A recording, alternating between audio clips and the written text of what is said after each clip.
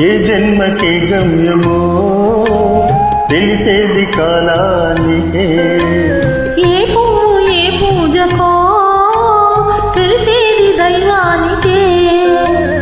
ఏ జన్మకేమైన ఈ జన్మను నీకు ఖైదీనే అయ్యానుగా.